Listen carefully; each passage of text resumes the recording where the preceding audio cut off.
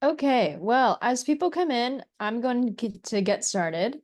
Welcome, everyone. Thank you for spending time with us. This is Stop the Money Pipeline's first installment of the Frontline Dispatch series, where we're going to be hearing from frontline leaders about updates on their frontline fights. We have an incredible speaker here today, Dr. Crystal Cavalier-Keck. My name is Jackie Fielder. I'm the co-director of Stop the Money Pipeline. I have been with Stop the Money Pipeline since 2021. I'm also a citizen of the MHA Nation in Northwest North Dakota. I got involved because of the Defund DAPL fight around the Dakota Access Pipeline in 2016. And I'm very excited to share the evening with you all. So to start off, I want to take a moment to acknowledge the land and labor of Indigenous peoples and Black communities here in what we know as the United States. We all work, live, play, and pray in the ancestral lands of the dozens of Indigenous nations that have existed since time immemorial here, long before the creation of what we know as the United States. I personally live in the ancestral territories of the Ramaytush. These lands were the home of these Indigenous peoples prior to their forced slavery and genocide by the United States government. And these lands continue to be embedded with their rich histories, the modern struggles for survival, and we want to acknowledge that we are all on occupied land that was forcibly taken from original inhabitants. We also want to recognize that the United States as we know it was built on the backs of forcibly enslaved Black people. And we have to acknowledge that much of what we know of the country today, including our culture, our economic growth, our development, has only been made possible by the labor of enslaved Africans and their descendants. Those who suffered the horror of transatlantic trafficking, chattel slavery, and later on dehumanization through segregation and Jim Crow laws.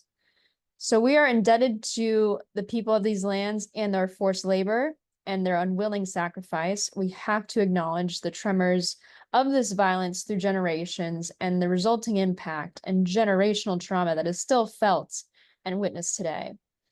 We have to individually and collectively work to actively dismantle systems of racism and white supremacy, to work towards racial justice to a shared vision of collective liberation. On this journey for justice, we begin with this small step today of recognition and acknowledgement. And so today, our webinar is the first installment of Stop the Money Pipeline's Jedi Frontline Speaker Series. Tonight, we'll be in conversation with Dr. Crystal Cavalier-Keck of the Mountain Valley Pipeline Fight. The pipeline was proposed in 2014 with a planned completion date of 2018. However, it only got granted its certificate to build in 2017. And due to momentous grassroots pressure from frontline communities, MVP was stalled a whole 6 years. And just recently, last week, the Mountain Valley tragically received its permit to operate the pipeline. And the pipeline threatens the water sources, land, and cultural heritage of Indigenous peoples and rural communities. So tonight we are joined by Dr. Crystal Cavalier-Keck, a citizen of the Occaneechi Band of the Saponi Nation and an adjunct professor in the Social Sciences Department at Salem College in Winston-Salem, about the history of this fight and the path forward. Dr. Cavalier-Keck has dedicated the past 5+ years to defending her homelands against the Mountain Valley Pipeline and Southgate Extension. She is leading a campaign to bring rights of nature laws to North Carolina to protect the waterways and communities in the pipeline's path. She is the co-founder of 7 Directions of Service with her husband. She completed her doctorate at the University of Dayton, focusing on the social justice crisis of missing, murdered Indigenous women, also known as MMIW, tied to gas and oil pipelines. This led her to launch the Missing Murdered Indigenous Women Coalition of North Carolina. She authored North Carolina House Bill 795 and House Bill 923, the rights of nature and rights of the Haw River and the rights of the Dan River, respectively, prioritizing environmentally impacted communities around the watershed. She serves on the boards of Movement Rights and the Haw River Assembly. And I'm going to show a very short video before I bring on Dr. Crystal. So if we can get the video up first.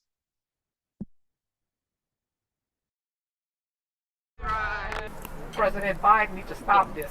What side are you on, my people? What side are you on? We on the freedom side. What side are you on, my people? What side are you on? We on the freedom side. So I just welcome you to this land. This is the land of the Sar people. My tribe, the Okinachi-Saponi, we absorbed some of the Sara, but we are on Sar land, Sar Town, which we will be walking by, one of the sacred sites that we're protecting. My name is Russell. I serve as Managing Director of the Power Coalition, which has been fighting alongside our powerful allies for these past 10 years against the Mountain Valley Pipeline mainline. Our ancestors that are around us today, physically crossed on but still very close, we asked for that help. What came out was an invitation of, I can't do this alone. And all of you responded so that she doesn't have to do this alone. Our public officials are the problem. The world needs to know what's going on. President Biden needs to stop this. Maue, Maue, Maue ko, Ankio, Ankio, Ankio. Maue, Maue, Maue ko, Ankio, Ankio, Ankio. Yen stok na wazo, hakop ke alpa. Maue, Maue. Thank you so much for your patience with that. I'm glad that we could finally get the video going. Thanks, Austin. And finally, Dr. Crystal, thank you so much for your work, for your time here tonight, and welcome to the space. Meku, thank you so much for allowing me to be here. And I'm excited to kick off this campaign and just to talk in real time. So thank you. Very much appreciate your time. And for those of you watching, you can submit questions to the chat or to the Q&A function, and we will be watching to see if there are any questions that we want to ask Dr. Crystal. But first off, Dr. Crystal, I'm very sorry to hear that FERC just granted the Mountain Valley Pipeline their final permit that they need to operate it, even though we know that the safety regulator is still awaiting results on the reason the pipeline failed a test on May 1st.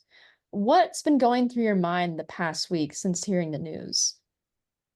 It's been a lot of grief and a lot of kind of hardship. So I did go on a little bit of vacation, even though I was still kind of working while I was on my vacation at the beach. But my heart really goes out to my relatives in Virginia and West Virginia, all the people that work tirelessly, the volunteers, making sure people don't give up, knowing that we still have a fight on the South Gate portion of it where we live, and just trying to build up relationships again with App Voices, Power, and other communities, because we really have to stay strong, because what we're seeing now is other pipelines are kind of emerging. So we did get the South Gate out of Alamance County, but now it's going through Rockingham County, and it's taking a different turn. And so what we're seeing now is a lot of renewed interest in the communities from the pipeline companies. They're actually trying to come in now in the communities and try to buy people, right? Like over this past week, I was talking with a community group, and the pipeline they've changed their tactics now, and they're sending in people that look like the community. So if you are in a Black community or a majorly Black community, they will send in a Black person or a Black person that works for the pipeline to try to kind of, I guess, be like, oh, we're similar, look at what the pipeline is doing for me. And this is something that we've seen just here on these scoping calls.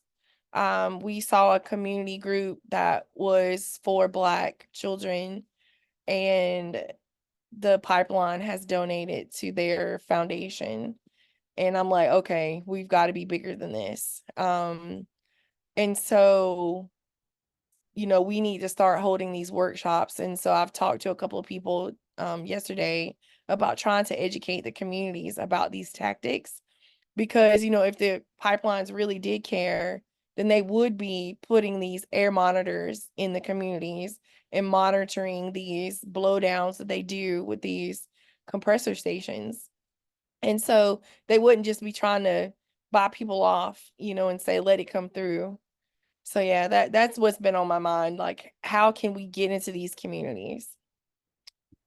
Sounds really similar to the Dakota Access Pipeline, Line 3, other projects all along the Gulf South where these fossil fuel companies will make promises for economic opportunities and jobs, and they donate to local nonprofit organizations. They get like tokenized Indigenous leadership and other people to sign off on the project, and kind of weaponize that against the real concerns, and don't at all volunteer the information of how this could also harm the communities too. Right.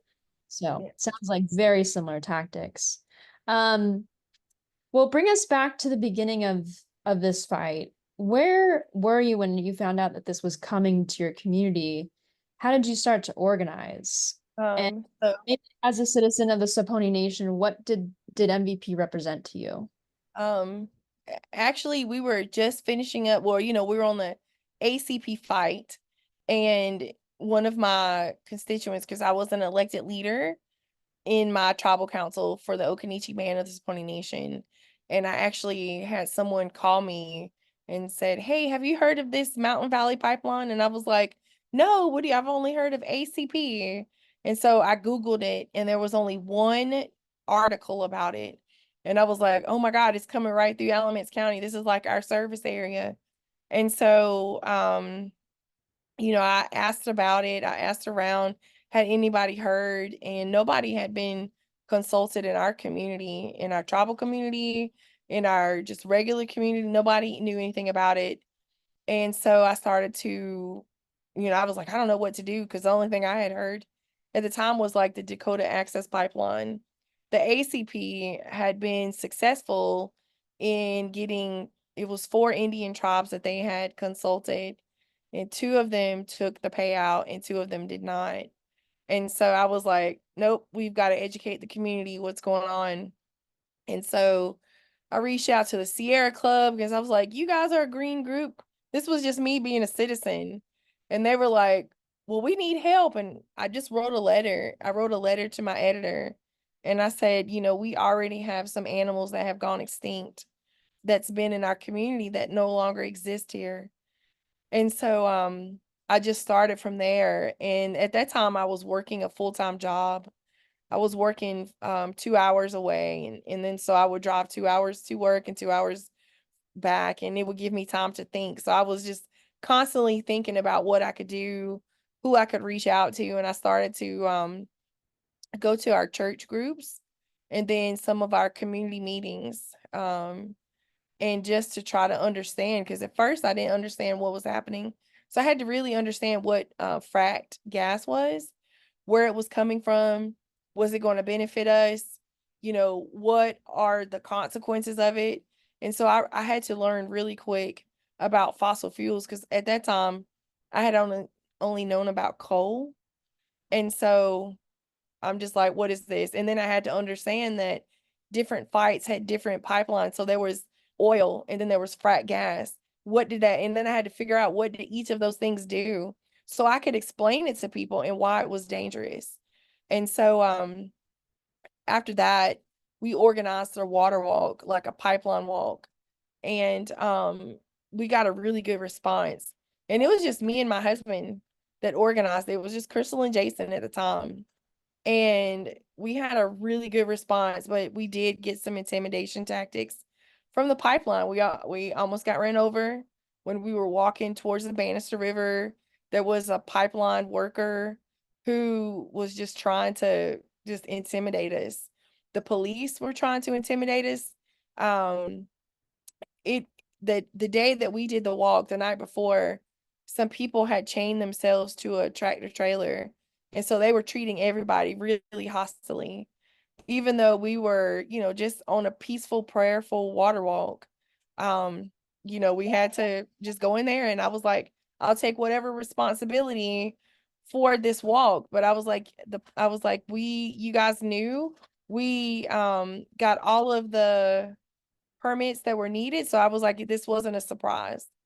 And so from there, we kind of developed a coalition, and we started working with volunteers.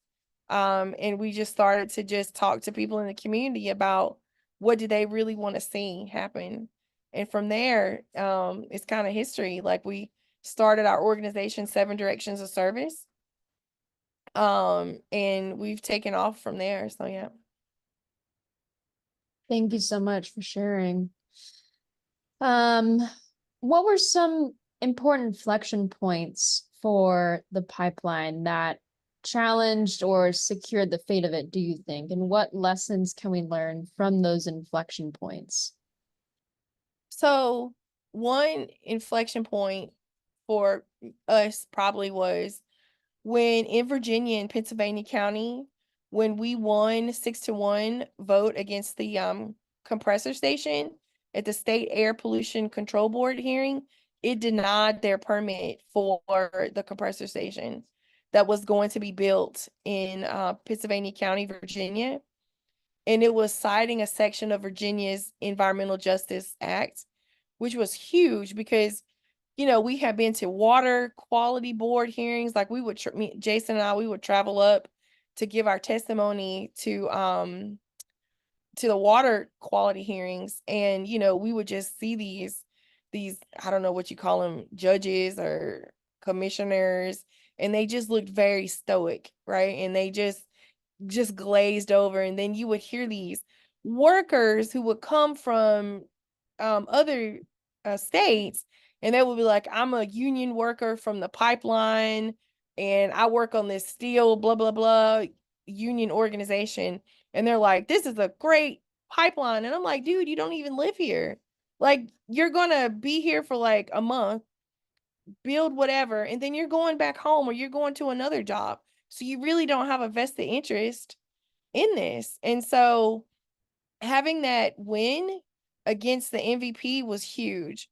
And then also the 2 denials for the 401 water quality certification and the Jordan Lake riparian buffer authorization against the Mountain Valley Pipeline Southgate was another win, because we were like, hey, you see this? Do you see this? Virginia and West Virginia, North Carolina is standing up against this pipeline. And we also had assistant secretary, write a letter to say the pipeline was not necessary. Like, it was already stated it was not necessary and not needed. And so we needed more leaders to stand in their power, not, like these political appointees or these career leaders to say that. And so, we have to keep educating people about, you're doing the right thing. This is your job. Do the right thing. You work in the environmental quality department for a reason. You are the voice for the water or the land or these animals that need your help. Do your job. And so those were some successful inflection points that I saw that gave hope to other people along the pipeline fight, because we had seen time and time again, MVP do like some type of harm to some wetland, and then they would just not slap them on the wrist. And then towards the end, you started seeing Virginia issuing fines, but not enough fines, right? Like, they didn't fine them an astronomical amount. Like, you can't put the price on water, or you can't put a price on clean land, clean air, clean food, clean soil. It's not enough money to replace that. Like, you can't replace it once you kill it. And so they put some monetary amount on it. But this pipeline keeps getting money from these banks and investment firms and asset management companies. So they have unlimited amount of resources. And again, these people don't live here where they're putting this pipeline. Well said. And yes, we're going to take some action on the banks that have been financing the Mountain Valley Pipeline in a little bit. Those were inflection points. And, it looks like we have several long fights ahead of us with MVP, other projects. Do you think there is anything that can be done to stop these projects before they even start? If so, what? I do. I believe it. Education is the key. Education and community relationship, making sure that you know the people in your community. So when you know who your neighbors are and you kind of build this like community around, you and your family and your community, you kind of know what each person is going through. So whether someone has been affected with cancer or they have a death in their family or there's some type of disease, you're not sharing that burden alone. But also we need to have the community working connection together. And everybody doesn't have to have the same mind think to be in the community. Like that is what makes a community. Different people have different opinions, different thought processes, but you have to kind of have these agreements, right? And the agreement would be for the protection of water. We all need water to survive, or we all need food to survive, and you can't have toxic food. And so if you can be like, okay, I can agree on that principle, well, let's come up with some solutions. That's when people need to start brainstorming. And I know it's difficult because we live in this time where people are just exhausted, right? Because you're working 2 and 3 jobs to make ends meet. The cost of living has gone up, the cost of rent has gone up, the electric bill has gone up, the water bill has gone up, like everything has gone up. And so people are, just really tired. And so that's why we need to have community. So at the end of the day, we can all come together and know that you're not alone. Again, we need the community to understand that just because the pipeline has sent you a letter or they have, called you or sent you a postcard, it's not consent, right? Because the pipeline has it made up that just because they did that, they have consulted you. And people need to understand that they have a voice and they have rights. And with consultation with someone means you have a genuine and open discussion, right? And the pipelines have to understand that you listen to that person's views and properly consider how their concerns can be addressed, right? Just don't, dismiss them. And then consent to sharing information is when someone agrees to or gives you permission to share their information. People have to understand those words, and those words are really tricky. And that is what I've learned. And then also, you can't be coerced. You can't be compelled by force. You can't be threatened. You can't have deception or intimidation. And those are all the tactics that the pipeline companies are doing. So like they'll send out these scary letters in the mail. That's like compelled by force or threat. And then they'll come onto your property and they will deceive you and say, so and so said it was okay. Or, the county says this. You really have to kind of stand your ground and be like, no, you know what? We have a lawyer. And you know what? If you don't have a lawyer right then, you know what? Just tell them, be like, we got a lawyer. You have to talk to my lawyer. Right. And then we'll get them. We will try to work to try to get a lawyer. We're working with an attorney now who's a pipeline attorney because I really want our communities to be educated about this. And again, consent cannot be assumed based on silence, right? The absence of no or stop or the existence of a prior or current relationship, like whatever they have had with that, pipeline company, again, that is consent. Like these people, we really have to understand what consent means. And so that is the one thing that we're doing now is education. We're forming coalitions.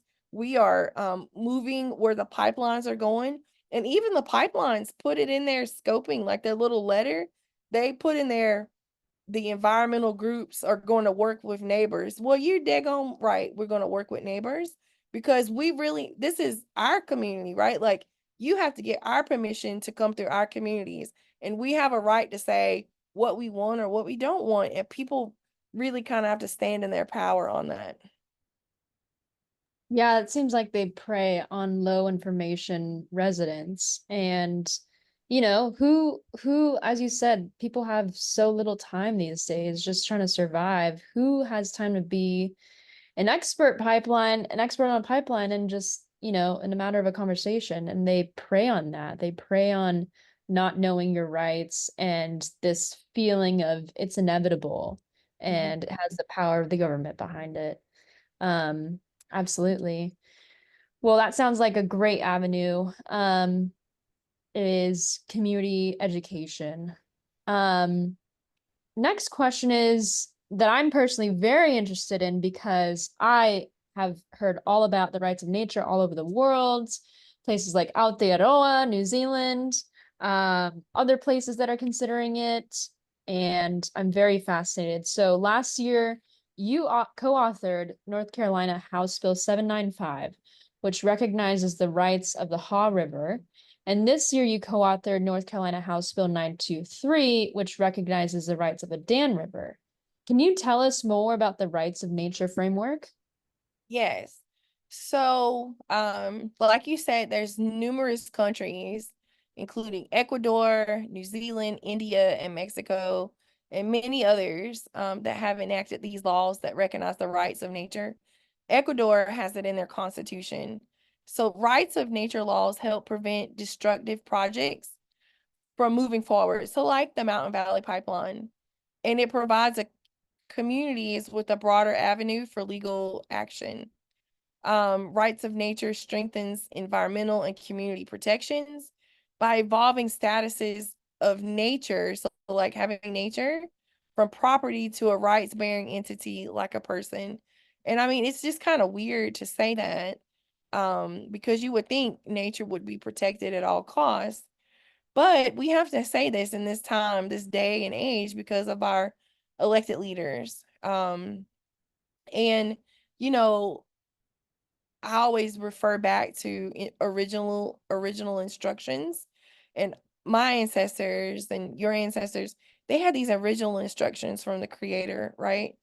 To treat the world or treat, everything in the natural world as your kin. So like fish, snakes, little bugs, everything has a purpose. The rivers have a purpose, the plants, the rocks, everything has a purpose and it has a life, it has a life. And whether people want to admit it or not, these things are breathing and living entities. And we would treat them, as our relative, just like this weekend when we went to the ocean, I went and I greeted the ocean, right? Because that is a body of water and it is like, our sister, our relative, our auntie, our mother, grandmother moon, we always have these things. And when you start giving thanks to those things that sustain you, your views change. But again, we live in this Western framework or Western legal framework, and we have to put it in these terms because we've been colonized, right? And colonization has really done a number on people. Everybody was indigenous to somewhere, wherever they came from. But, because they've been conquered, and they've been, I don't know, put into like a kingdom, they have erased all of those indigeneity out of them. And so when you grant legal rights at the highest protection possible under the law, and its benefits for ecosystems include expanded standing for enforcement, new and elevated protections, and restoration required as a remedy, that's going to really help our earth. It's going to help Mother Nature.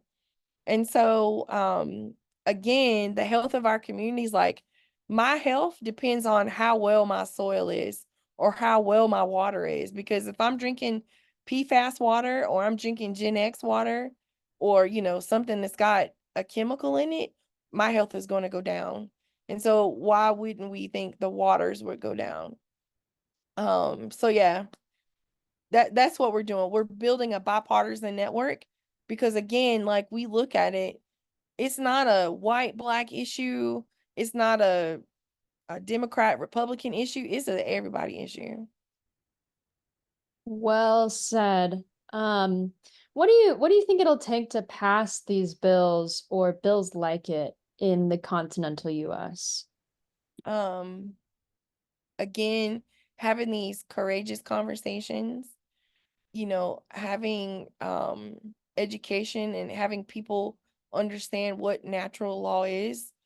When we have these get-togethers like this, and we're doing things like we're doing now, meeting, sharing, learning, it all comes down to the will of what is in your heart, what is in, you know, other people's hearts, and it starts with you. So like, it starts with me, it starts with you, and then you expand it to your family, then your community, and that's what grassroots is. It also talks about the spiritual side of nature, not religious, spiritual, right? This natural world is absolute, and these natural laws are absolute. And so it's going to take this education, and it's going to have to go at a ground level, and we're going to have to get it into these leaders, and we are going to have to get political about it, because we are electing leaders that should reflect our values in office, right? So if your leader gets elected and they're not doing what you think they should be doing, we're going to have to get out there and we're going to have to vote them out. Yep, you can say that again.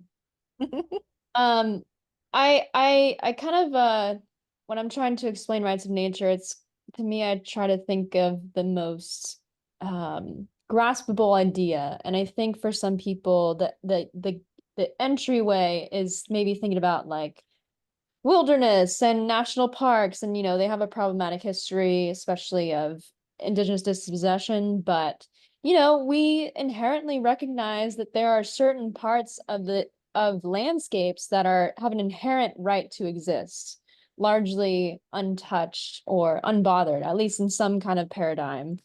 Of course, indigenous relationship is mostly about symbiotic relationships with the land, not removing humans from it, because humans are of nature. But I like to point that out as kind of like this is an extension of that thinking, that we already recognize that parts of nature are not to be bulldozed for capitalists, profits, profit maximization, privatization, and all of that. And this is just it's a bigger acknowledgement of that. Um, Speaking of politicians, of course, I'm gonna kind of add a question, but you know, Joe Manchin is kind of the big champion of the MVP pipeline, and this would not have happened without his tireless efforts on behalf of the fossil fuel industry to get this through, to even get this in a completely unrelated debt ceiling package. What do you have to say about his involvement? I think Joe Manchin he's only caring about him. He's trying to line his pockets, and he is trying to protect his like legacy for his kids. I don't even know, man. I'm gonna tell you what, I don't know how his grandkids could look at him, but I'm gonna tell you what, I'm gonna put a curse on him that I hope his grandchildren or his great grandchildren grow up to be environmentalists and see the harm that he has caused in the communities. And I hope they just dismantle everything that he's put in place. That is the best thing that can happen to him, because he's so evil and he doesn't understand, and he's just a slick politician. And I mean, I don't know. There's no more use for him. He just needs to retire. He's got what he wanted. He got what he wanted. They need to retire. Kick him out of office, put someone else in. And the only way we will be able to talk to the communities in West Virginia and be like, do you understand what he has done to your community? Like, you have very beautiful, pristine mountains. The waters look so clean, but when you're fracking from that Utica Shale mountain and it's, using all of this clean water that you could be drinking or helping your family, it's going to be gone and it's going to be polluted. And now you're drinking this commodity water, right? Bottled water is commodities. And I just go. No more political aspirations. Just go. We don't need you. Very well put once again. Um, well, one of my last questions, and then we can get to questions from the audience. Where do we go from here for the Southgate extension, for the Mountain Valley Pipeline, from battling the fossil fuel industry and its related industries? Where do we go from here? So what I think, it's just my opinion of where we go from here. We're going to have to continue to pick up these campaigns against like the Royal Bank of Canada, Vanguard, Bank of America in Charlotte, Wells Fargo, and these other banks. And what I'm personally asking is each of the people who have their money in these banks, take them out, take your money out, put it in a local credit union, right? Do your due diligence. Make sure your credit unions do not fund fossil fuels.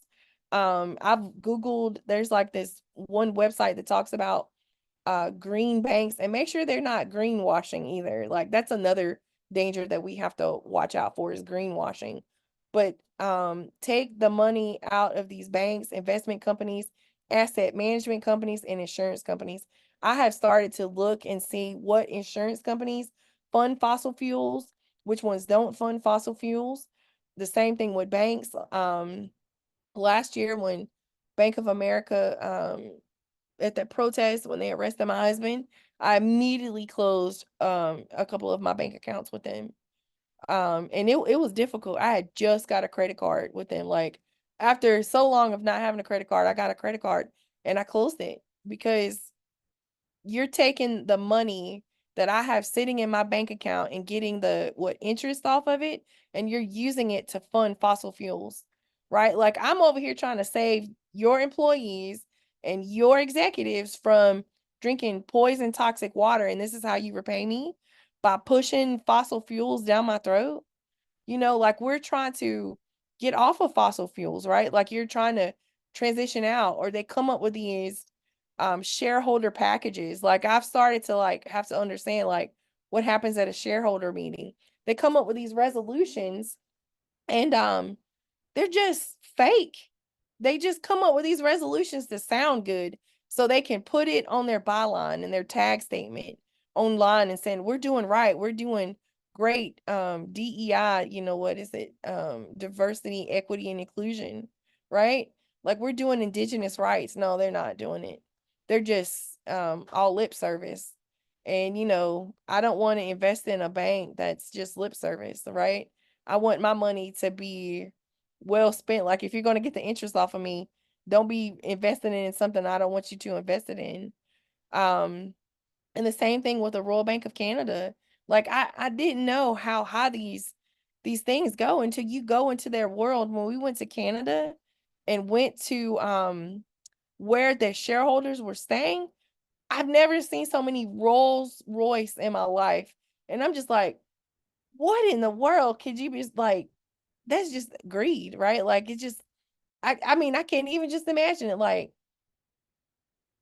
what are you doing? Like, you need to be helping other people, because it just makes no sense. We have all this homelessness, houselessness.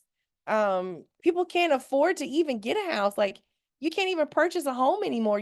People are stuck living in apartments because you can't afford land anymore, because people have just made it so astronomically expensive that people don't even get that American dream that they're talking about or that they're trying to fight for. Everybody's like, oh, we're fighting for this American dream, but you it's a nightmare. You can't even get to it.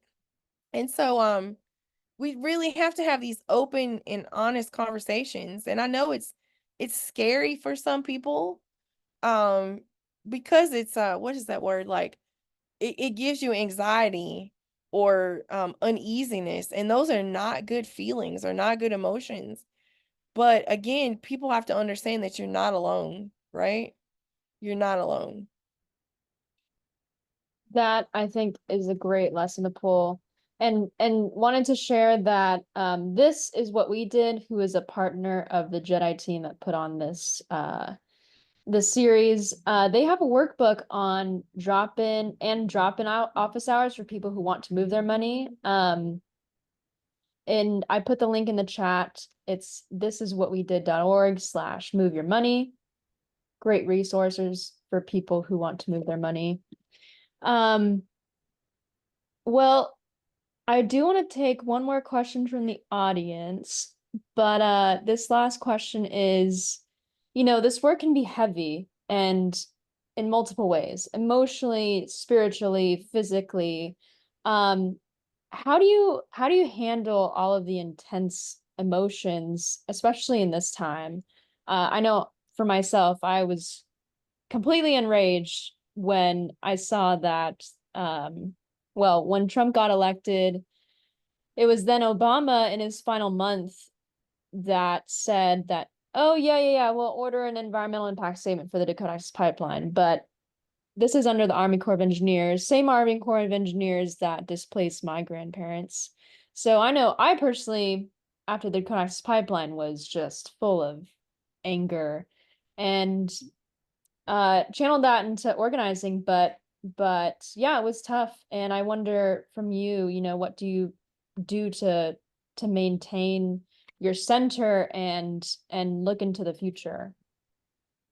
So what I did was last year I took a training with the Center for Mind Body Medicine, and I became a certified practitioner of mindfulness.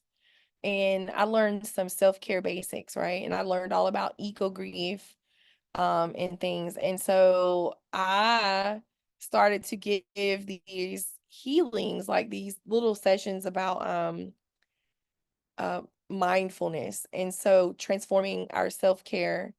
And so there's this one technique called soft belly, and it sounds really crazy. And you look kind of crazy doing it, but the more you do it, you get out that, weird feeling. But you sit and you do these deep breathing exercises. And so you breathe in really slow and you say the word soft, right? You just say it internally. And then you breathe in on soft and exhale belly. And that really helps regulate your breathing, right? And after you do it for a couple of times, and all you have to do is think about soft belly, after you do it for a couple of times, your breathing regulates. So that really helps lower your blood pressure. And I learned that's one of the techniques that I learned. And it really came at a time when I had a lot of trauma in my life. Just last year, I went through a real traumatic experience with my mom losing her land. And I 100% believe it was pipeline induced of how we lost her land. But we did get her land back, but it caused a lot of grief. And we were able to get an attorney and we got the land back. But it caused a lot of I guess physical harm, because I, developed high blood pressure over that, because, I saw my mom, she had a stroke, she got taken advantage of by her boyfriend. And he, did a lot of really bad things. And then she lost the land that had been in our family, like my whole family for over 300 years. But, my grandfather built the house that she was staying in. And, for her to have lost that at such a low price, I 100% believe the pipeline was in on it, because of the tactics that we learned from Standing Rock, of how they targeted people, blackmailed them. And I was like, I 100% believe it. But we did get the land back. And I do a lot of these self-care basics about, I go do mindfulness meditation, guided imagery, self-expression. I do a lot of laughing. And I've started to do a lot of what do you call it, where you go to like a spa and you just sit and float in salt water. That's the best thing I've ever done in my life. Like that and a massage. That's been really good. Those are awesome tips. I'm so sorry to hear about your mom's land dispossession, but I'm so glad to hear that you all got it back. Yep, we got it back. Wow. Well, definitely noted for me for the future. Thank you so much for sharing those tips. All right. Well, now at this point, we're going to take action. You know, Dr. Crystal spoke about the dangers this pipeline poses. Not only does it pose severe risks to health, the environment, and livelihoods of impacted communities, but it's also a financial risk for investors at this institutional asset manager called Vanguard. Um, you know, given this project's track record of mismanagement, of the safety violations that are still unresolved, we're going to take a couple minutes to tell Vanguard to stop investing in Indigenous rights violations and environmental destruction. So, in the chat is a link, and we're going to take a minute to fill this out. So, go to the link, put in your first name, last name, email, street address, city zip, and whether or not you're a Vanguard customer. If you're not, that's totally fine. But put that in, and in the chat, hit done when you have completed this action. Awesome. Thank you, Lee.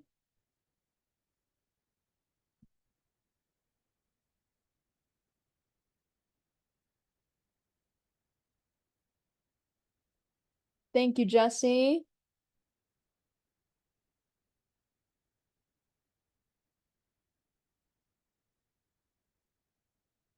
Thank you, Karen, Samantha, Karen H, Alice, Aki, Dr. Crystal, Carolyn, Barbara,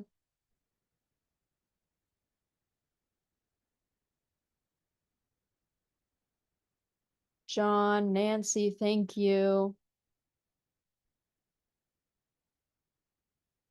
Jocelyn, Eric, appreciate you. Lib, Deborah, Una, Jocelyn, thank you. Rita,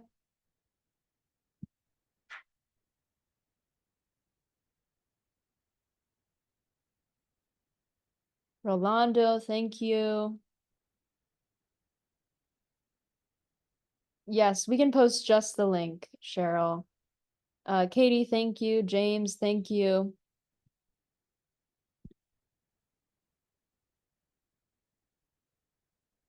Cody, YH, thank you. All right, the link is in the chat. All right, thank you, everyone. And thanks to all those who will be getting theirs in. And our next action, we're actually going to email the banks. So there are numerous banks behind the Mountain Valley Pipeline, including JP Morgan Chase, #1 financer of fossil fuels, Bank of America, MUFG, TD Bank, PNC, and Wells Fargo. Construction has already destroyed and degraded the habitat of endangered species all along the MVP route. And this company has consistently put profits before people, wildlife, resulting in harmful and irreparable impacts on the Appalachian region's forests and streams.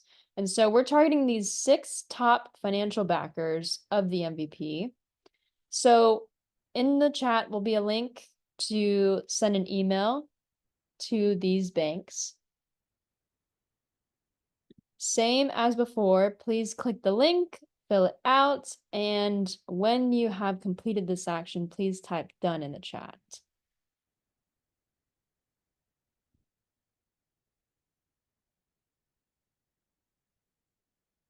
Oh, it looks like some people are having a challenge typing into the fields.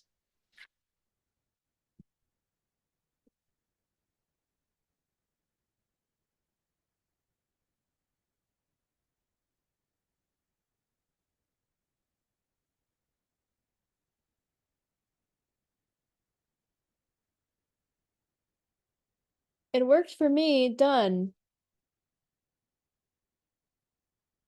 Thank you, Nancy, Dr. Crystal, Lee, Deborah, Kendra, Kenda, Jocelyn, Aki, Cody, Samantha, Una, Karen, thank you. James, thank you. Alice.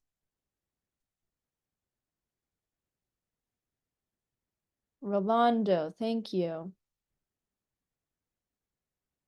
Awesome. All these people sending emails to Banks and to Vanguard. Thank you all so much for putting some action into our solidarity. If we could bring Dr. Crystal back to the screen, just want to close this out. Dr. Crystal, thank you so much on behalf of Stop the Money Pipeline, our Jedi team, the folks here for sharing all of the lessons, all of your wisdom, your time and energy with us. It is so clear that no matter what is next, that your community and really all of us who are watching are going to continue to be inspired by you. And I personally am very excited to see what is next for especially the rights of nature. And I'm certainly leaving this a lot more optimistic than how I came to this conversation. So thank you so much. Thank you so much, Jackie. I appreciate it. And I'm excited to do this. And, I am going to be out here pounding this pavement and trying to unite coalitions from the Gulf South all the way up to the Northeast, because I do believe that these pipelines are going to start being connected. So thank you so much for me being here and allowing me to, tell my story. Absolutely. We will continue to be in solidarity all across this continent. Where can we follow you? We have some handles up on the screen for Instagram, Twitter, Facebook. How else can people follow your work? So I have my personal Instagram, which I will type in the chat. And it's called Mosh Nuke Not Mosh Nuke. Nope. That's my personal Instagram. But you can get me at 7 Directions of Service or Twitter or even Facebook. But yep, Mosh Nuke Not. That's me. Thank you so much. And thank you all so much. Please put some claps or hearts, whatever you feel called to share into the chat or in the reactions. Thank you, Dr. Crystal, for being here today. Lastly, this is not the last conversation we will have in this series. We have many more planned, so stay tuned for the next installment of Frontline Dispatch. In August, we will talk with Miss Sharon Levine of Rise St. James. And the way to continue to follow Stop the Money Pipeline and our work is to join at stopthemoneypipeline.com. You can join as an individual. You can sign up for our emails, get all these digital actions on a weekly basis. And if you have an organization that you'd like to send it to the coalition, you can also sign up as an organization. All this is at stopthemoneypipeline.com. Thank you so much to our Jedi team, for all the folks helping out in the background. Austin, Aki, Lee, Nancy, so many more. And thank you all for being here. We hope to see you next time in August. Thank you, Dr. Crystal. Bye. Take care. Thank you.